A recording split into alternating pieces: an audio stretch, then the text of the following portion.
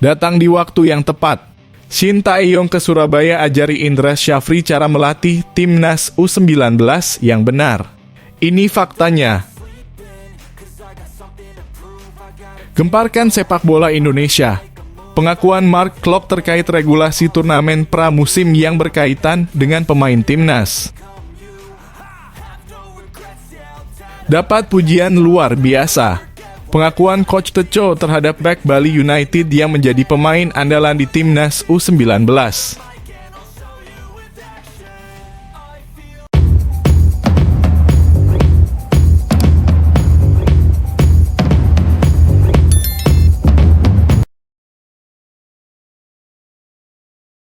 Di awal tadi adalah video kedatangan Shin Tae-yong menemui Indra Syafri beberapa waktu silam. Sebenarnya apa yang sedang dibicarakan kedua pelatih ini? Mungkin Shin Tae-yong memberitahu Indra Syafri bagaimana caranya melatih timnas Indonesia dengan benar dan memanfaatkan pemain naturalisasi dengan baik. Karena selama ini Indra Syafri selalu menjadikan pemain naturalisasi sebagai cadangan. Akhir-akhir ini banyak yang menghujat strategi tidak jelas Indra Syafri yang diterapkan di timnas U19.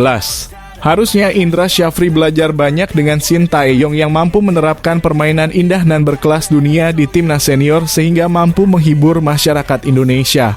Semoga saja Shin Tae-yong segera menemui Indra Syafri lagi secepatnya di Surabaya. Agar timnas U19 ini strateginya diracik langsung oleh Shin Tae-yong. Sehingga para pemain bisa nyaman dan mempertontonkan sepak bola yang indah ala Shin Tae-yong. Bagaimana guys, menurut kalian apakah setuju apabila di laga selanjutnya strategi Shin Tae-yong diterapkan pada pemain timnas U19? Ataukah tetap mempertahankan strategi nggak jelas Indra Syafri saat ini? Coba tulis pendapat kalian pada komentar di bawah ini ya.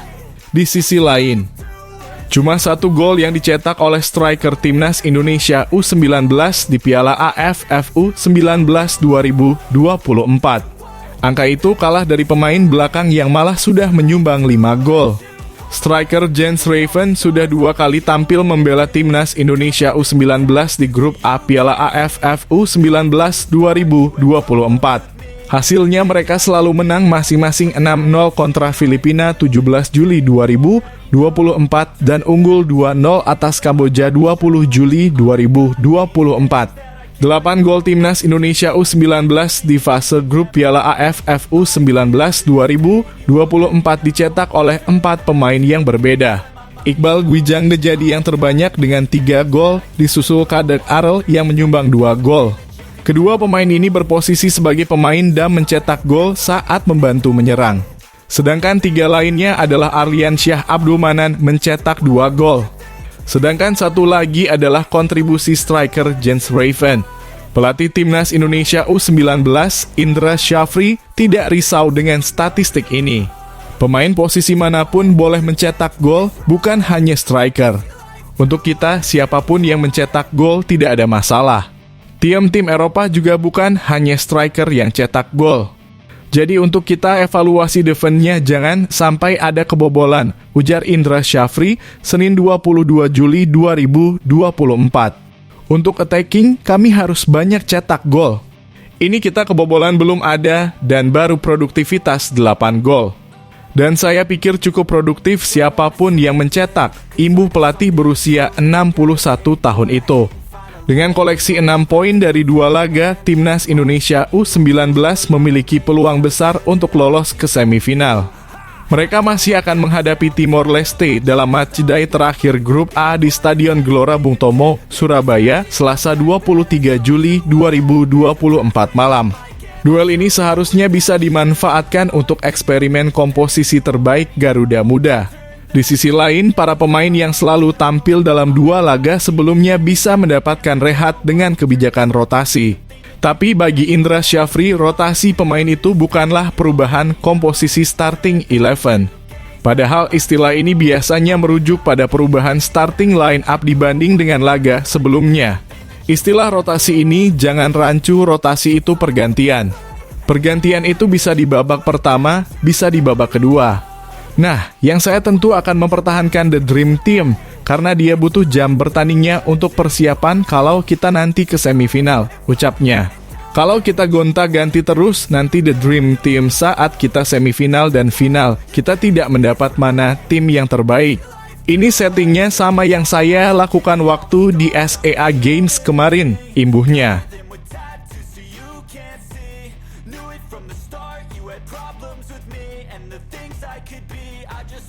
Gelandang Persib Bandung, Mark Klok, tak setuju aturan Piala Presiden 2024 wajib memainkan pemain timnas Indonesia.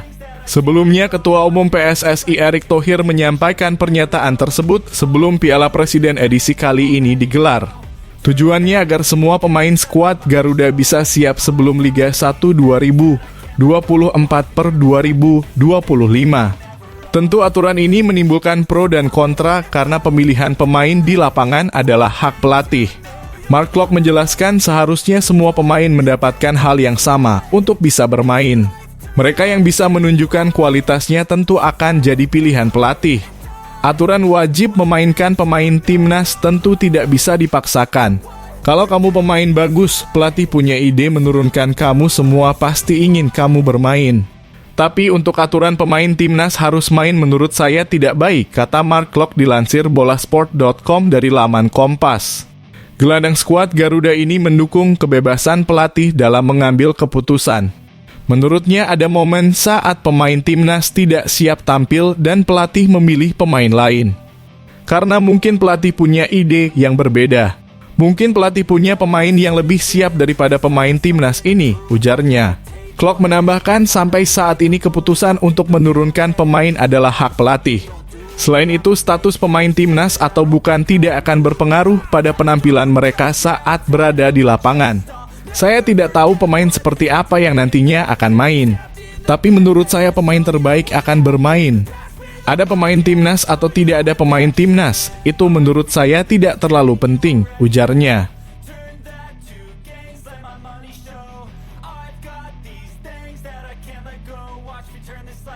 Timnas Indonesia U19 asuhan Indra Syafri di Piala AFF U19 2024 memiliki pemain belakang yang punya pertahanan kompak dan haus gol. Dua di antaranya adalah Iqbal Gwijangge dan Ikade Arel Priyatna. Keduanya pun menyumbangkan 5 gol untuk Garuda Muda di Piala AFF U19 kali ini. Kadek Arel sendiri sudah menciptakan 2 gol sejauh ini. Ada kemungkinan juga Kadek Arel bisa bermain impresif saat menghadapi Timor Leste di laga terakhir grup A Piala AFF U19 pada Selasa 23 Juli 2024. Moncernya Kadek Arel bersama Timnas Indonesia U19 ternyata mendapatkan perhatian dari pelatih Bali United Stefano Cugura. Ia memuji penampilan anak asuhnya tersebut selama Piala AFF U19 kali ini. Kadek Arel bagus mainnya di timnas. Sebelumnya ia juga bermain cukup bagus saat di Liga 1. Dia sering bermain sebagai pemain inti. Ia juga main di Piala AFC musim kemarin. Saya pikir ini adalah proses yang bagus untuknya sebagai pemain profesional, tegas pelatih yang karib disapa Teco tersebut. Supporter pun menginginkan Kadek Arel untuk terus dimainkan oleh Teco. Jangan sampai performa impresifnya bersama Timnas Indonesia U19 disia-siakan oleh Teco. Apalagi banyak yang mengatakan bahwa duet Kadek Arel dengan Elias Dolah di lini belakang Bali United lebih padu dibandingkan saat Elias Dolah dimainkan bersama Bagas Adi Nugroho. Pelatih berpaspor Brasil tersebut pun memiliki pesan penting untuk Kadek Arel. Ada beberapa pemain muda di sini termasuk Kadek Arel atau Rahmat. Mereka harus bisa lebih percaya diri dalam setiap pertandingan. Tidak boleh takut dengan lawan siapapun. Yang jelas ketika Kadek Arel kembali dari Timnas Indonesia U19, kekuatan Bali United akan lebih komplit lagi, ujar Teco.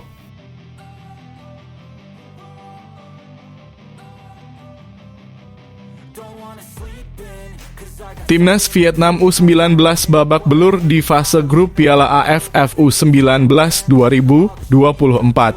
Persiapan yang digelar di Cina sebelum turnamen dianggap belum cukup untuk bisa bersaing dengan Australia. Pada laga pertama grup B, Vietnam bertemu Myanmar. Di atas kertas, The Golden Start bisa meraih kemenangan atas Myanmar. Namun, yang terjadi di atas lapangan justru berbeda. Vietnam hanya imbang 1-1 lawan Myanmar. Sementara pada matchday kedua, Vietnam harus berhadapan dengan Australia yang jadi unggulan grup B. Vietnam melawan, akan tetapi kalah dengan skor mencolok. Mereka kalah dengan skor 2-6. Vietnam diprediksi bisa bersaing dengan Australia di grup B. Namun ketika berjumpa di Stadion Gelora 10 November pada hari Minggu 21 Juli 2024 kemarin, Vietnam babak belur dan menelan kekalahan 2-6. Menariknya bagi pelatih Hua Hian-Vinh, hasil itu tidak terlalu mengejutkan. Dia sadar bahwa Australia adalah tim paling kuat dan persiapan yang mereka jalani di Cina belum cukup untuk bisa bersaing di grup B. Persis seperti yang kami prediksi sebelum turnamen, mereka adalah tim terkuat di grup ini dan pantas dipilih sebagai kandidat teratas juara, kata Hua Hian-Vinh dikutip dari Ted Hao 247. Meskipun kami menjalani 3 laga uji coba di Cina, namun hal itu belum cukup bagi para pemain untuk bersaing menuju turnamen yang sangat kompetitif seperti Piala AFF U19 2024 ini. Sambung Hua Hian-Vinh. Vietnam dipastikan gagal menjadi juara grup B, namun peluang untuk lolos ke babak semifinal masih terbuka. Vietnam masih bisa mengincar peringkat kedua terbaik, walau peluang mereka lolos sangat kecil. Vietnam masih punya 1 laga di grup B, jadi poin maksimal yang bisa didapat adalah 4. Mereka harus berharap runner-up grup A dan C meraih poin lebih rendah untuk lolos ke semifinal. Jika lolos ke semifinal dengan status juara grup B, maka Vietnam akan bertemu lawan sulit yakni Indonesia. Sebab potensi Indonesia menjadi juara grup A sangat besar.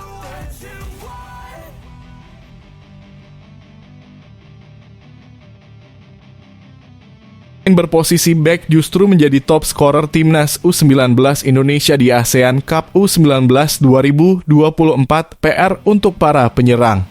Indra Syafri mempunyai pekerjaan rumah untuk memunculkan ketajaman para striker di Timnas U19 Indonesia. Garuda Muda sanggup mencetak 8 gol pada 2 laga pertama ASEAN Cup U19 2024, tetapi hanya 1 yang dicetak penyerang.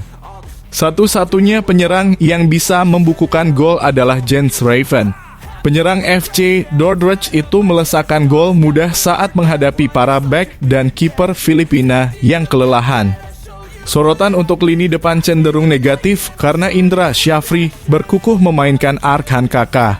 Arkan Kaka adalah penyerang termuda di tim dibandingkan Raven dan Muhammad Ragil. Biarpun menjadi andalan Timnas U17, bahasa tubuh Arkan semakin lunglai tiap kali menerima bola di 2 laga terakhir. Raven pun belum meyakinkan karena gagal mencetak gol usai diberi menit main lebih banyak saat melawan Kamboja. Sumber gol Indonesia justru berasal dari lini belakang. Yang lebih mengkhawatirkan, anak buah Indra Syafri makin bergantung pada bola mati untuk mengancam gawang lawan. Buktinya 2 gol Iqbal Gwijangge dan 2 gol Kadek Arel berasal dari situasi sepak pojok. 1 gol lainnya dari Iqbal didapat dari umpan silang Mufli Hidayat setelah lemparan jauhnya terbuang. Yang paling penting saya masih bisa berkontribusi bagi tim, ujar Iqbal. Dan semoga saat pertandingan selanjutnya lawan Timor Leste bisa lebih baik dari hari ini. Artinya hanya ada 2 gol yang tercipta dari murni open play, yaitu keduanya dicetak Arlian Syah Abdul Manan. Ali pun memperoleh gol itu dari cara template yang menjadi hafalan pemain, yaitu cutback dari Doni Tri Pamungkas. Unsur kreativitas dari lini tengah serta pergerakan cair seorang striker belum terlihat dari tim asuhan Indra. Kekurangan ini tidak menghentikan Indonesia untuk meraih kemenangan karena hanya melawan tim lemah. Saat berjumpa tim kuat di babak semifinal atau final, apa jadinya jika Indra gagal menyetel lini depan untuk tajam?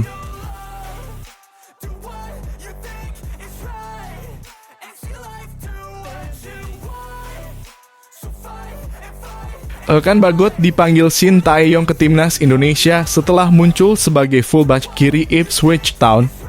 Kejutan ditampilkan pelatih Ipswich Town, Kieran Mchkena, saat sang tim menjalani laga uji coba kontra juara Liga Ukraina 2023-2024, Shakhtar Donetsk, di Austria pada Sabtu, 20 Juli 2024 malam waktu Indonesia Barat. Kieran Mchkena yang menurunkan Elkan Bagot di menit 60 tidak memainkan pesepak bola 22 tahun itu sebagai bek tengah. Elkan Bagot diturunkan di posisi yang tidak biasa, yakni fullback kiri.